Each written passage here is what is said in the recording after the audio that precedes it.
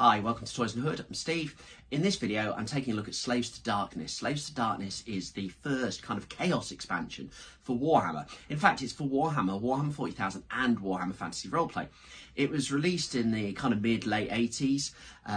It's the first of two books. So this one covers Slaanesh and Khorne. The second one covers Nurgle and Tzeentch. I'm starting from the front cover and I'm going through it almost page by page, so you'll have a real feel of what is in this book. There's some real groundbreaking stuff in here. There's some really interesting, a lot of tables as well. Some of it's aged well, some of it's aged badly, but I think it's really interesting as this really shows where kind of chaos starts for Warhammer and how connected chaos in fantasy is with chaos in Warhammer 40,000. Let's take a look in the book. So here we go, Realm of Chaos, Slaves to Darkness. Front cover, the art, well, it's very Khorne themed here. We've got lots of these dogs and lots of grinning, snarly faces and fangs. Very much the theme of a lot of the artwork in this book. It's suggested for mature readers, which always makes a book sound quite exciting. Let's go into it. First off, we've got the Chaos symbols here. So for Khorne and Slaanesh, Khorne is a stylised skull, and Slaanesh is, well, it's the hermaphrodite symbol, because I guess hermaphrodites are evil. So I think we'll file that in the acceptable in the 80s alongside the old human bombs in 40k. Lots of content, there's loads in this book, and I'm going to crack on and talk through it. I will say at the very beginning that it's mostly Warhammer Fantasy Battle and Fantasy Roleplay, and then as we get further into the book, it gets a bit more about 40k. Although I say all of this, and straight away, the very first story here, Inquisitor Thrax, is the story of a 40k Inquisitor who's investigating chaos and gets possessed. There's quite a few short little stories in here that are quite thematic. There's lots of great black and white artwork with that kind of John Blanche style. This bit here, it's just an introduction story, basically just telling us that chaos will not stop until everything is chaos. Lots of abbreviations throughout this book. Gets a lot done with a lot of rules, but these explanations of everything. To be honest, if you've already got the books, PCs is non-player characters. If you've got Warhammer Fantasy Roleplay, you'll probably know what that means. It tells you how to use it. We've got some new special rules with poisonous attacks they introduce here. This talks about the spread of chaos. So this page here is about how Slann used to travel the world and then chaos escaped. Well, not just travel the worlds, and chaos escaped through their gates. It tells us about the gods of lore, which have disappeared nowadays. These are weaker than chaos, but the strong thing about lore is they work together while the chaos gods don't. And it then does talk about the Imperium for this bit here, which does, bear in mind this is the same part of it, does kind of imply that Warhammer 40,000 and Warhammer Fantasy Battle are in the same universe. The other page, we've got what's the beginning of a series of stories that start each section in this book. And they follow two brothers, one who follows Khorne and one who follows Slaanesh.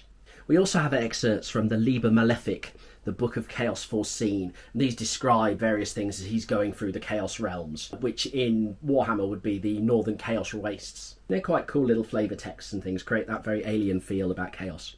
Talks about the Pantheon, so as well as Khorne and Slaanesh, we've also got Tzeentch, we've also got Nurgle, but they're covered in the other book, Slaves to Darkness. It's quite interesting that this book does, and this came out in 1988, I think Slaves to Darkness came out 2 years after, and this is acknowledging it's on its way. But when you do look at Slaves to Darkness is a lot more polished. It's obviously a lot more work's gone into it, so I don't think the books were ready at the same time. I think they just knew they were definitely doing it.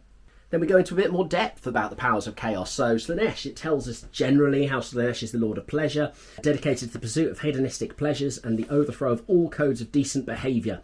He reigns in a vast and luxurious appointed palace in the void, where favoured followers litter the floors, indulging themselves in all forms of perverse pleasures of the flesh. It's worth saying, so Slaanesh is all problematic chaos power. Now, Slaanesh actually kind of took a hiatus when Warhammer 40,000 8th and 9th edition were out, and when Age of Sigmar came around and they got rid of Warhammer Fantasy Battle. Slaanesh basically got captured and they left it for a while, and I think they must have been working on how they're going to deal with a slightly problematic chaos power. And they've come back, and Slaanesh is now the Lord of Excess. But here it's all about pleasure. Despite the mature reader stuff, this doesn't get pornographic or anything. I say that. There's an awful lot of breasts in this book, in that kind of old school fantasy way. Slaanesh is very big on baring the left breast, and it involves great orgies, every vice and perversity. But they're not going into depth with this, which is, well, I can respect and appreciate, especially as when I first read this book I was 12. Then it talks about how the two chaos powers, Khorne and Slaanesh, are opposed to each other. Their colours that they use, so Slaanesh's sacred number is 6. Their colours are pastel, whereas when you look at Khorne's, well, it's a symbol of skull, a symbol of death, and they favour red, black and brass. And their sacred number is 8. To play on a Terry Pratchett joke there, presumably because you'll be 8 alive. And then there's all warriors, but they're not allowed to use magic, except magical weapons, because that helps you kill things. Awesome black and white art, but we'll see that throughout the book. Straight in with demons and demon pacts. So the rules are quite complicated. The greater demons will have pacts with lesser demons, and they can call on them during a game. Again, that's a rule that was at the start of Warhammer, sort of disappeared for a while. This idea of having models off the table sort of fell out of favour for a while, but is now back in the game, and has been for the last few years, where you do summon more miniatures, which makes sense if you want to sell more miniatures. A bit about how when demons are slain, they're not really killed, but it does take them 1,000 years to get their act together. With the demon packs, as they call it, things, lots of percentages. Are they going to turn up in person? Are they going to not? There's a lot of paperwork when you play games using the Realm of Chaos rules. Demonic abilities, so general demonic abilities, they're invulnerable to normal weapons, they've got magical attacks, they've got instability, so when they start dying and losing, they don't so much run away in fear, but they can disappear. They're only scared of higher, basically bigger demons, so lesser demons are still scared of greater demons, and greater demons are only suffer psychological effects caused by gods. They are really powerful. Some demons cast spells, demons have saving throws, and demons are generally terrifying. It also stresses here that in competition you use the basic demon profiles that are given, whereas actually there's a lot of rules here that really allow you to personalise things. For example, you can choose a demon name. So you roll here. So demon names, they give you power over your demons. You firstly roll to see how many elements are in the name, either d6 or 2d6 times the Chaos God's number if it's a greater demon. So what are we looking at? 1d6, even a 1d6, you have an average of 3 times the Chaos God's number. So there's going to be 24 elements to Khorne's number here. And then you roll one die against another die, gives you a collection of vowels and a collection of consonants, and you end up with names like Gargul, which is a perfectly acceptable demonic name, it appears. But then it does suggest that you rework them, so you turn it into the far more pronounceable, I guess, the Bloodthirster of Khorne. These names are probably something to do with the dog-shaped mouths that a lot of Khorne demons have. And then you get a more practical kind of naming thing here, where you roll a d20 against the d10, and you could end up with Carnal Mildew Bane or Chaos Beast Crab. Again, we've got some example names, Suck Thigh Blue Dangle and Flux Carnal the Groper. Blimey. Those are sample Slaanesh names, of course. Demon Khorne are more like Thrash Blood Hack Flesh and Man-Blight Gnaw Weapon. I don't know if we'd see many of those listings on Amazon nowadays, or if Smith's Toy... I don't think we see many chains of toy shops stocking these products. So we have stats for both Warhammer and Warhammer Fantasy Roleplay. Warhammer Fantasy Battle, this is perfect, you need them on the battlefield. Warhammer Fantasy Roleplay, on the other hand, well, Warhammer Fantasy Roleplay is an incredibly deadly game. So these guys, well, they're incredibly deadly. You wouldn't stand a chance against Demon. I almost wonder why they even bother putting the stats on. They give you a series of nicknames for each of the demons. So Bloodthirsters are also called the Fists of Khorne, the Drinkers of Blood, the Lords of Skulls, Eaters of Gore and Flesh, Deathbringers of Khorne, Blooded Ones, Guardians of the Throne, High-Handed Slayers. These are great names. I really get the feeling the guys had some great fun when they were writing these. And the Bloodthirsters are a bit different from what we're used to nowadays. You can see how they evolve into what we've got nowadays, but there's definitely this, well, Workshop's finding its kind of art style and things with these. We've got Bloodletters, Fleshhounds. Again, much more wiry creatures than they are nowadays. They're much stockier nowadays. Not only do we have the different nicknames, so the Fleshhounds, they're not only the Beasts of Khorne, the Flesh Renders, the Hunters of Blood, but they also have their Kathlakish is their... Bloodletters are generally just really good at fighting is their ability. Fleshhounds are a bit more interesting. They wear their Collars of Khorne, which gives them immunity to magic, or at least resistance to magic. They also have a poisonous bite. And if they're not near a demon or a follower of Khorne to look after them, then they will just attack the nearest creature. And they can leap.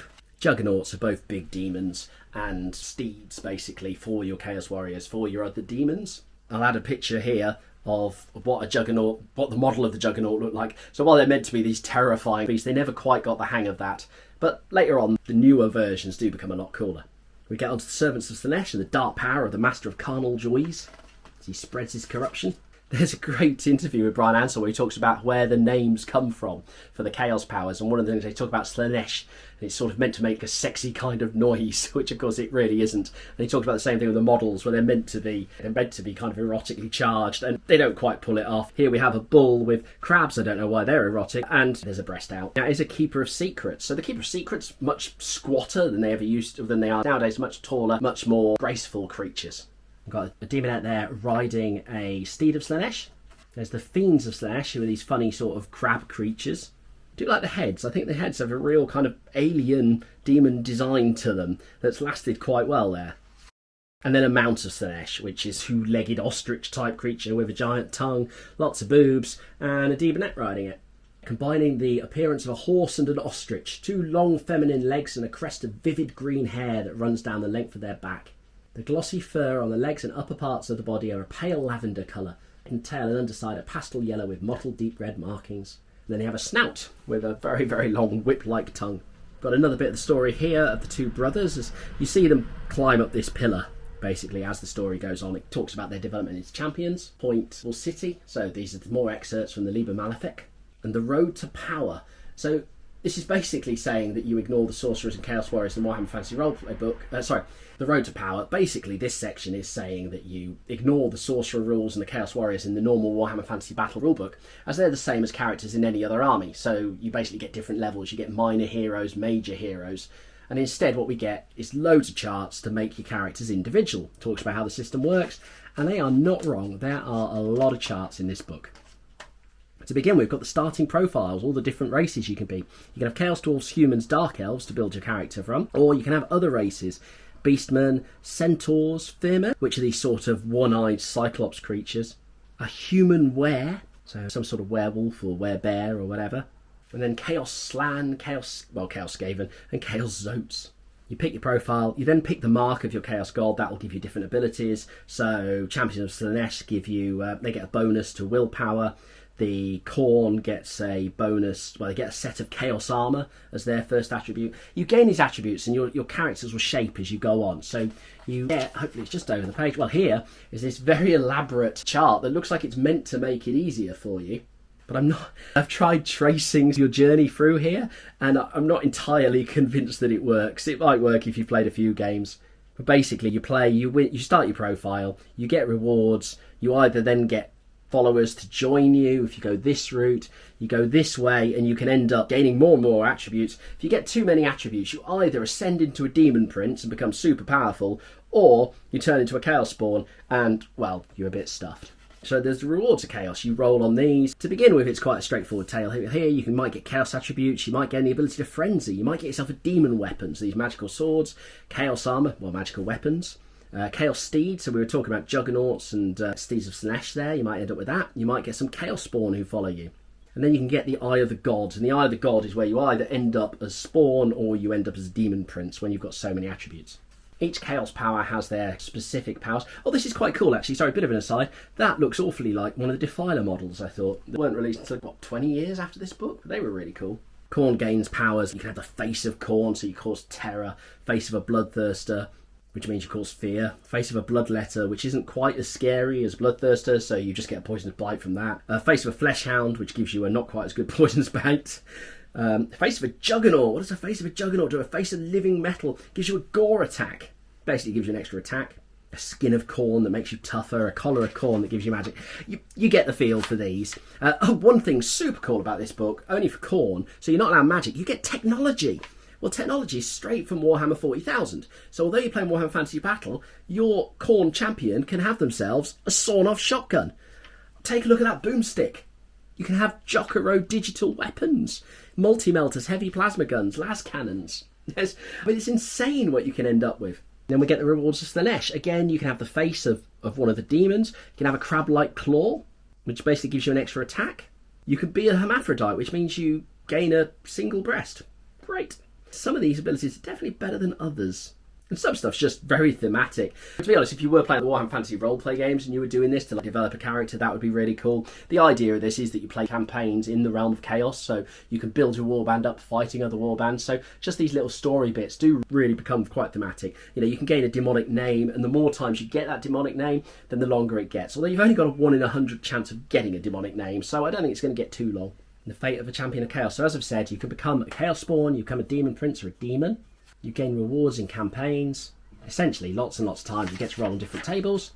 You can become a skeleton champion. Should a chaos champion die, there's a chance they come back as a skeleton champion, which on the one side is awesome because you lose a couple of characteristics, but you also start gaining terror. You can't turn into a chaos spawn. And skeleton champions only ever live, I think they only ever live for a year. And it says you can make a skeleton champion if you want to start with, where you basically just design a normal character and then you kill him. Look at building a retinue of a Chaos Champion. Really nice art here. There must be a variety of different artists here. Sometimes they're slick and well produced. Sometimes they're more like pencil drawings. I can't judge, I can't draw for shit. So, as you'll see from my thumbnails of all my videos. So again, we talk about you get a Chaos Champion, you get a retinue, you build it up as a warband. So you roll here. So you can start with Dark Elves, Ogres, Minotaurs, basically whatever creatures join you. So some of these are the traditional Chaos Dwarves, Chaos Goblins, Harpies, which I think we've all seen before. Interesting that you do get Dark Elves in here, whereas I don't really think of them as chaosy nowadays. And then your followers can also gain rewards, so you do end up creating quite a unique warband at the end of this. How to work out your points for Champion's Chaos, basically 40 points for your basic champion, 30 points per reward. And then a quick way to make Chaos Spawn and Demon Princes for your army.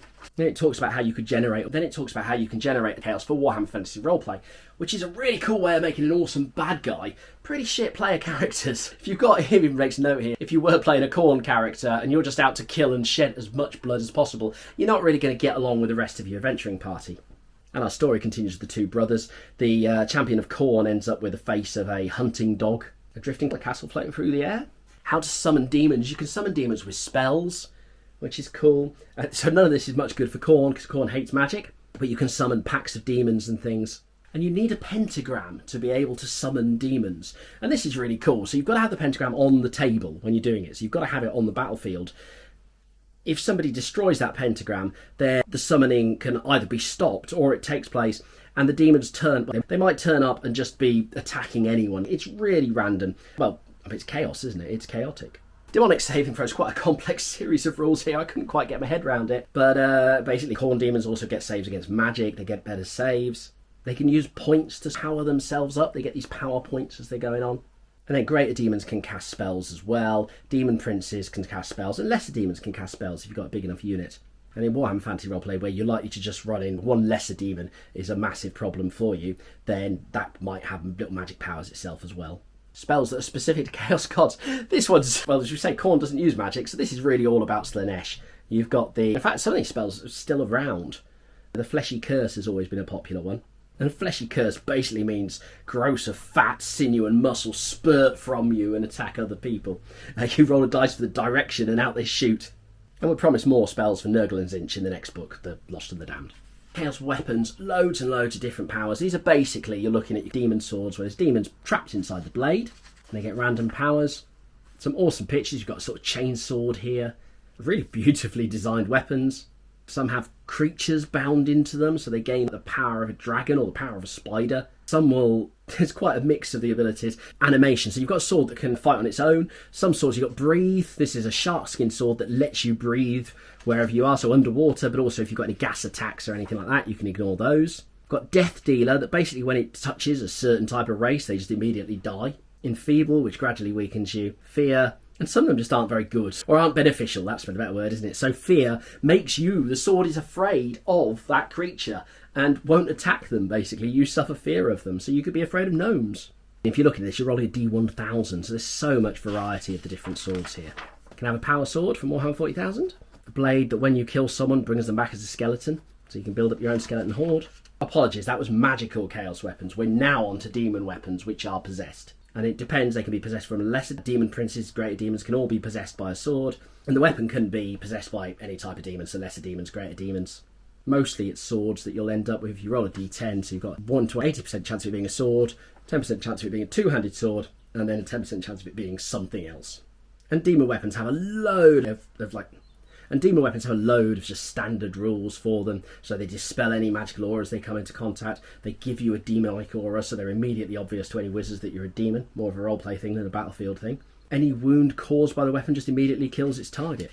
And then they have a demon inside, and you can release that demon. But when you release the demon, we have yet another table, and you can roll on that and see what the reactions are.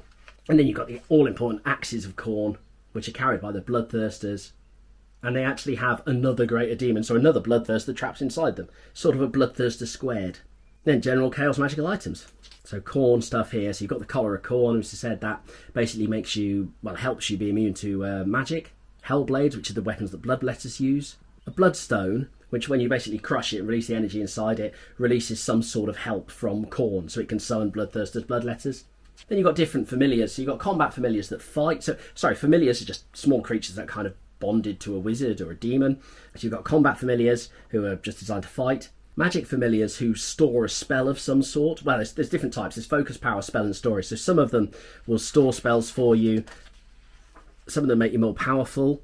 And Games Workshop did a really, really nice range of familiars over the years. In fact, there's the Chaos Might, which is a tiny little miniature Chaos Warrior with a sword that's particularly cool. So our two brothers, they continue further up the pillar here. They're both very much so. Johan now, who's the Khorne, has now got a face of a bloodthirster, I think it is. So we continue with the two brothers here as they go up. The Khorne brother is now very much Khorne's creature, has the head of a beastman of some sort, and the other one, who's the Director of Slaanesh, has now got basically Slaanesh armour, leather armour in pale colours. Veil of Creatures, another bit from the book of... So this is the Liber Malefic, again, so it's obviously divided up into different books because this is the Book of Contemptible Slaanesh. Then we have more Dark Powers. Now we're introducing the Chaos Attributes. Again, did we not just look at Chaos Attributes? We've looked at Chaos Weapons, we've looked at Chaos Champions, we've looked at Chaos Rewards.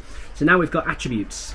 So these are lots of mutations and things. You get fear points, which are basically levels of fear, which is a modifier when you're making your fear tests. Just to go back ages ago, you used to have these leadership tests, which were basically 2 dice trying to get under your leadership to keep you cool in quite a lot of these things. In fact, I say keep you cool, everything got condensed into leadership in later editions, but there was originally intelligence, leadership, cool, and willpower, and they all reflected slightly different things. So your ability to resist fear would probably be cool.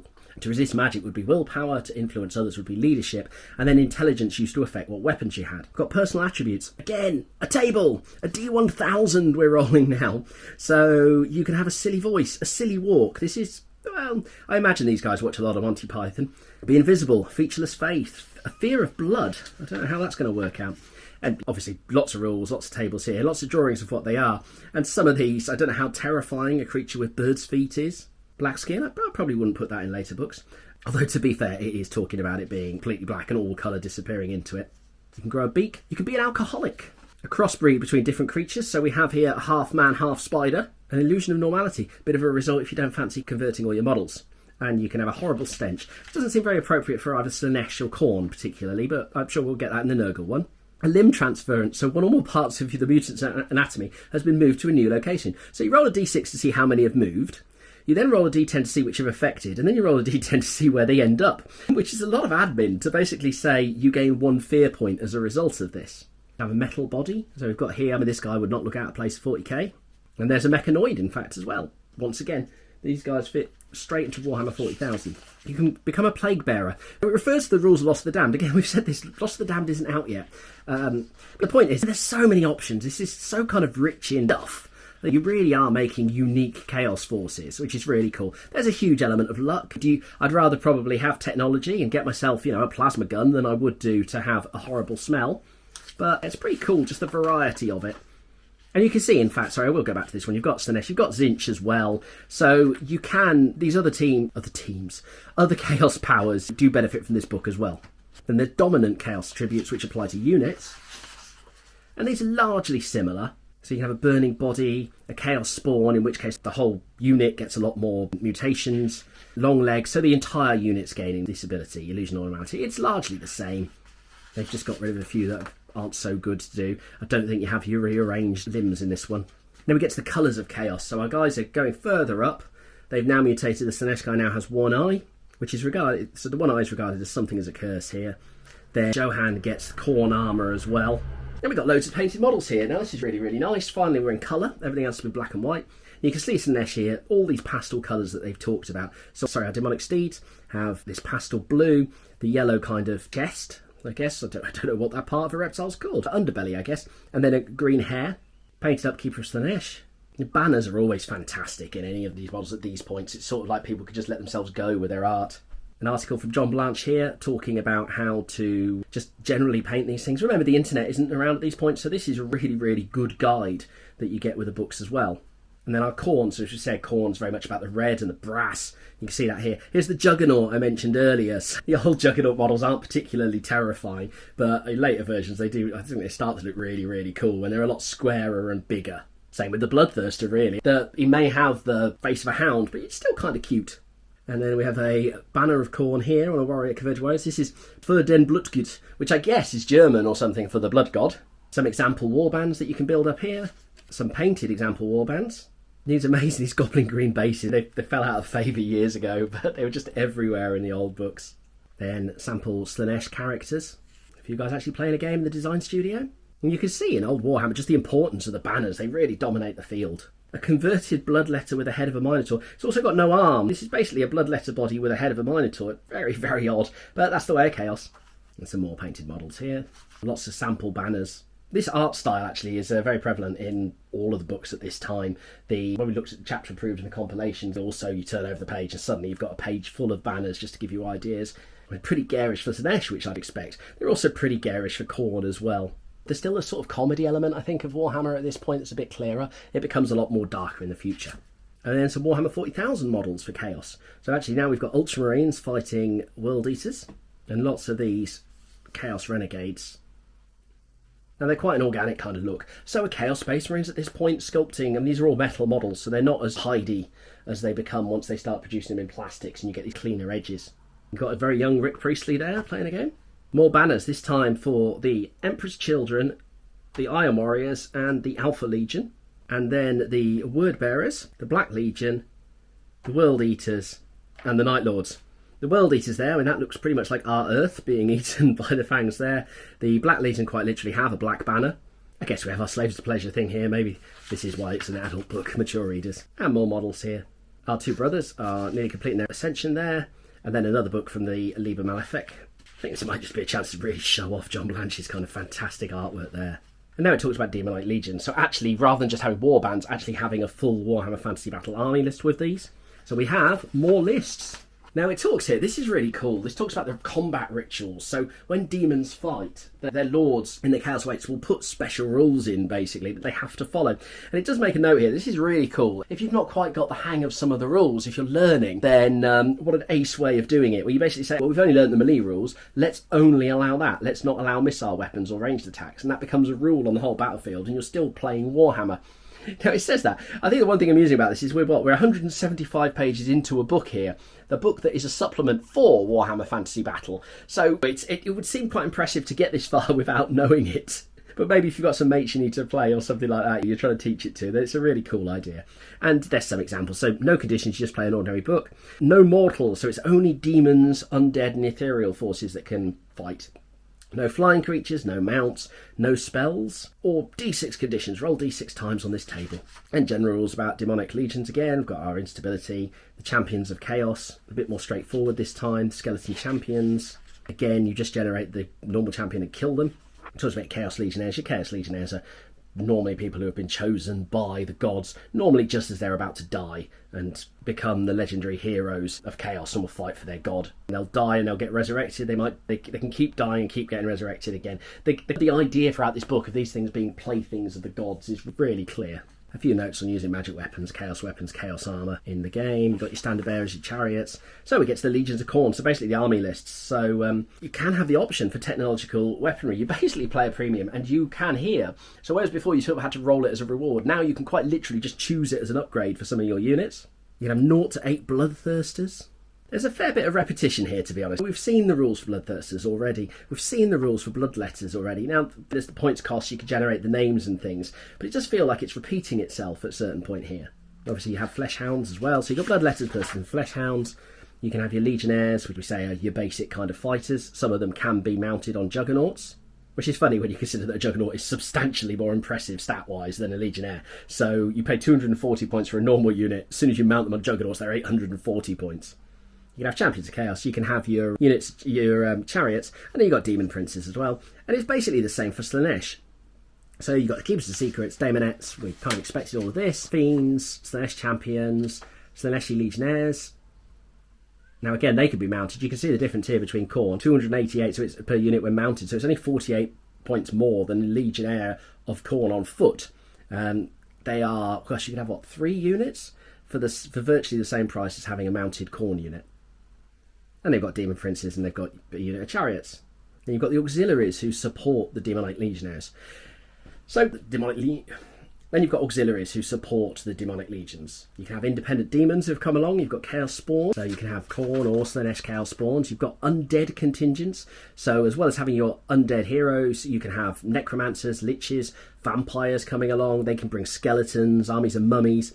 There's ethereal creatures. Ethereal creatures were always quite a big deal because not only magic weapons can harm them, so they used to be tough. And you can have ghosts, spectres, wights and wraiths. As you see from the stats, they're not exactly devastating, but the point is you can't hurt them. So if you can't hurt them, they're incredible. And you can actually hide ethereal units into normal units as well, so that when they attack the ordinary unit, the ghosts suddenly appear and they've got to fight those. You can sort of trick people into it. The usual creatures of chaos, so you've got your centaurs, chimeras, things like that live in the chaos waste and fight along. 0 to 20 minotaurs, that feels like a lot. And then it talks about how to design your armies of chaos. I think we get the actual lists now. So we've had all of this. Now we talk about armies of chaos seemingly again. So how to choose your army, points values, chaos armies, rank and files. I think we're basically getting bigger and bigger and bigger every time we go through these rules.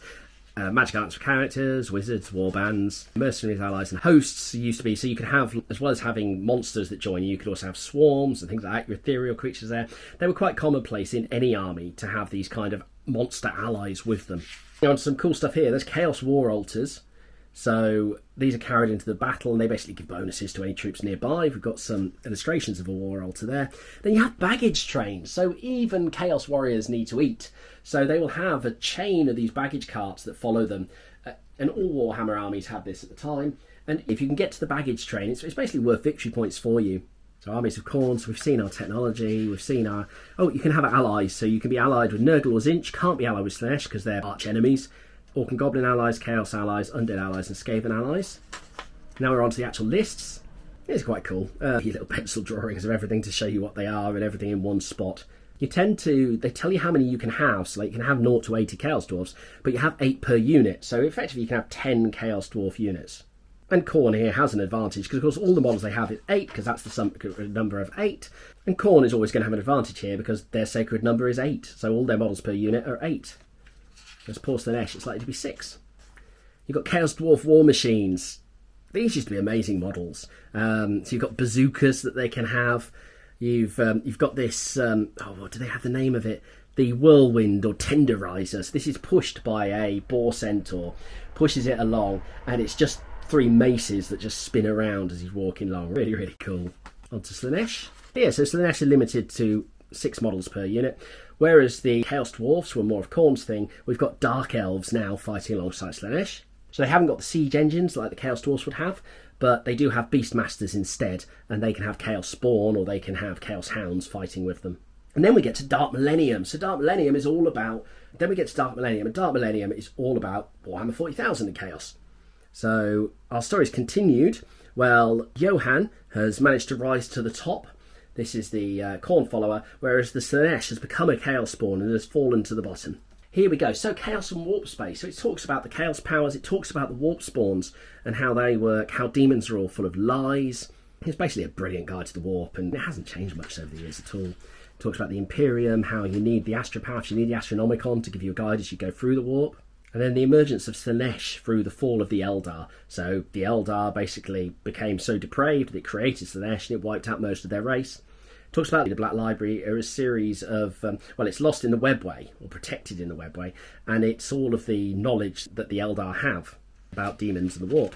And it talks about the Illuminati. So the Illuminati are a really cool idea. When you're possessed by a demon, if you then fight and you resist it, then you become a member of the Illuminati. And there is this whole conspiracy theory here, an Illuminati conspiracy, where they've seen mankind's weakness, they've seen the power of chaos, and so they're trying to fight against it. And they're working with the Emperor.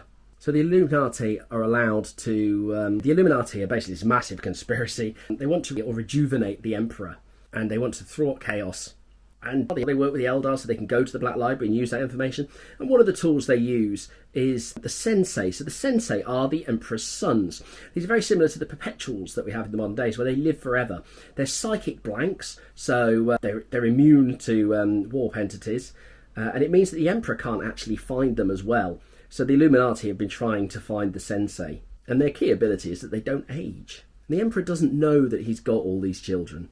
And the Illuminati are kind of gathering together. So the Illuminati are basically trying to get them together to fight in the last battle against chaos. There's a long watch of Sensei Knights that they've gathered. But it's all a big trick. There's no Armageddon, there's no Ragnarok. And the last battle, well, there is no last battle. What they're going to do is, as soon as the Emperor's will breaks, the Illuminati will offer up the remaining Sensei in a sacrifice to the Golden Throne of Earth. That will unite them, and then their plan from that is to create this kind of Sensei Emperor who will then rise and protect and lead mankind. So now we talk about demons in Warhammer 40,000. Now, demons can enter through psychers. That's one of the key difference here, is you're not so much summoning them, so they'll appear through psychers. They might appear, so there's intrusions where demons just turn up. So you're basically talking about having a random game, you roll a dice and what monster turns up. Now, a bit of an odd rule there, because if you think about it, you have to have the entire collection ready. You have to have one of each creature ready, just in case you summon it. And the same for teleporter accidents. Exactly the same thing can happen. And these are basically the same charts, with just subtle variations. Teleporter, they're more going to turn up, whereas when they're summoned on the battlefield, they can either be summoned or they might possess someone.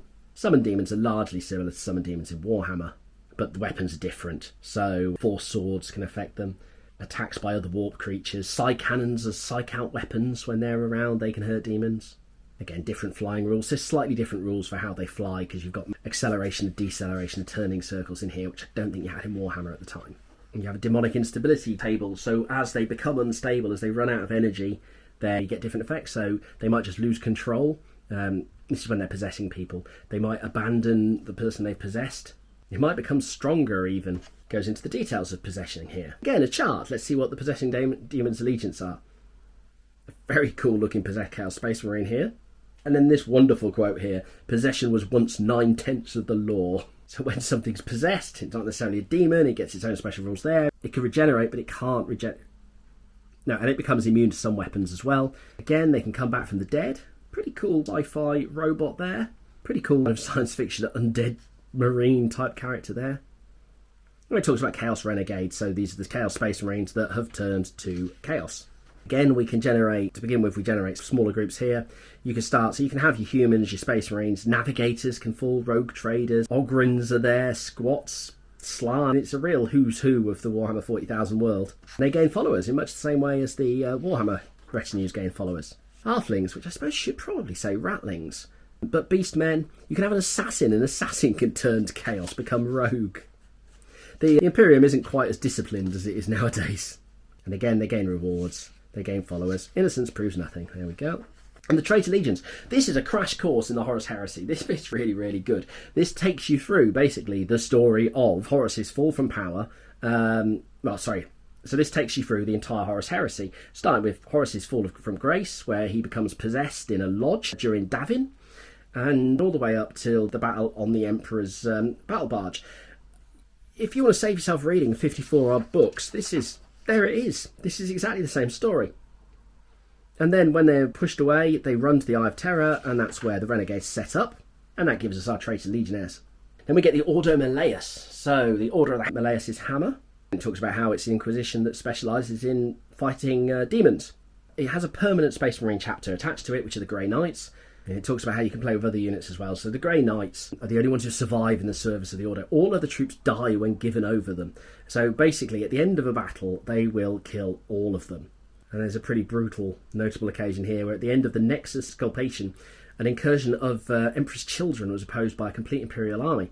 And once the invasion had been beaten off, the core was then destroyed by an orbital bombardment from an Ordo warship. And then the Imperial records are altered so that it looks like the Eldar did the destruction of it. The only time that they don't do this is with Space Marines. But what they do with Space Marines is they mind scrub them. So they have to start again. So a mind scrub Marine, it can't even feed themselves, let alone fight. So you have to just start training them again. It's really brutal. Dark Millennium Army list, so another standard list here. Talking about Traitor Legionnaires, Chaos Attributes Rewards.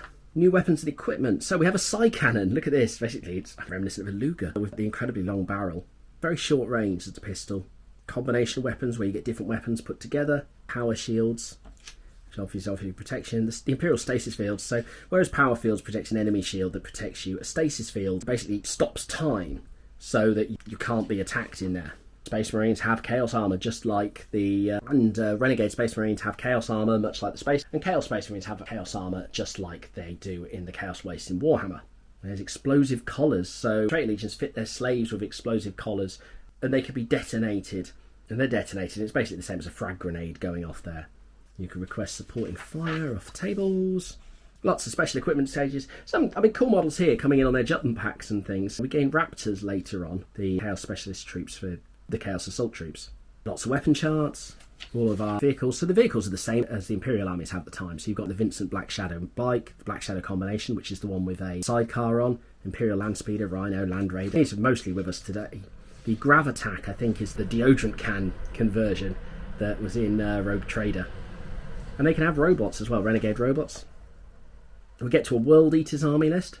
Their love of close combat is the key thing from this. Now we're on to the World Eaters army list. So World Eaters, first founding Space Marines, still see themselves as such. No mention in here of the nails or any of that stuff, the Butcher's nails that are added in later in the Horus Heresy.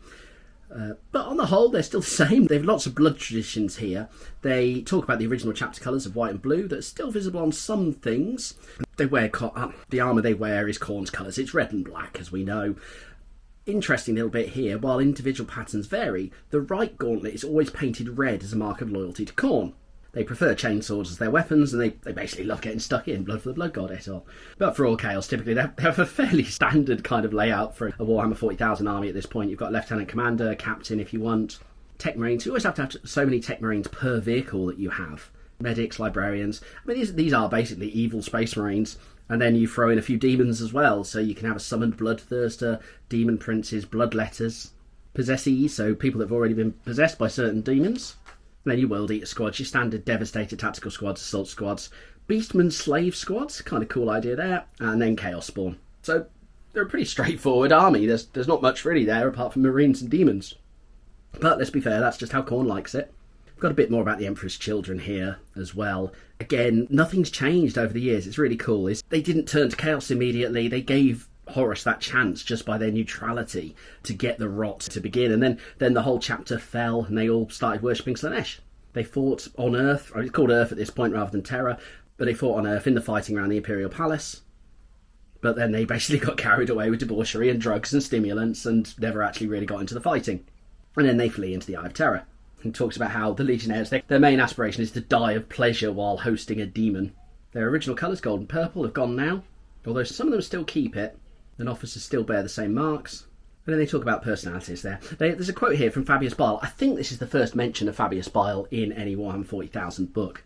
At this point he's a Lieutenant Commander, so he's a military leader. He's not become the Shuriken that we know. There we have Lieutenant Commander. So this is all the same as the World Eaters. Obviously here they're summoning Slaanesh demons rather than summoning Khorne ones. And tactical squads, assault squads, beastmen, slave squads and chaos spawns. They're pretty much the same. Do they get access to the vehicles? Let's find out as we turn the page over. No, they don't. No. So here we're going into the Black Legion army list. So the Black Legion is the only rebel chapter to have changed its name. Used to be the Sons of Horus. And before that were the Lunar Wolves. And again, we pretty much the same rules. So much this book are the same tables again and again and again. There might be tiny little discrepancies, but you really think they could have probably got this book down to less than 100 pages just by having an army list and then having characters' individual rules for each legion afterwards. But I say all that, they do change the imagery here, so they are unique. I think 5d6 Tech Marines, is that less than the other ones? Did I catch that right? 6d6 for the Emperor's Children and 6d6 for the World Eaters. So yeah, so fairly standard there. We've got, so these are neutral demons that you're summoning here. Black Legion squads are the same. And now we're on to the Order Malleus. So as we said before, this is the hammer of the Inquisition. These are the demon hunters. These are the Grey Knights. So you've got your Order Malleus demon hunters there. You've got Inquisitors that go there as well. And then your Grey Knight personalities, lieutenants, commanders, lieutenants. So we're looking at the same layout of Space Marines again. They have medics. So apothecaries, they've got librarians. They're not all psychic at this point. They only have 2d6 Tech Marines. They've got nowhere near as many vehicles. They do have more tactical squads. And then they can have Adeptus Arbitus squads and any number of Imperial Guard squads. Plus, they can have Space Marine allies. A nice big, presumably John Blanche artwork here. It's such an incredible style, and it's funny how it's not really carried into the recent stuff that I've seen for 140,000. But then I guess that's because so much of it now is full colour, just incredible paintings. Like the amount of skill in the Games Workshop Art Studio is incredible. And that's the end of the book. So we've got a bit of a Warhammer Fantasy Roleplay here, quite a few different expansions there. Realm of Chaos, The Lost and the Damned. So at this point this is coming soon. It comes out about a year later.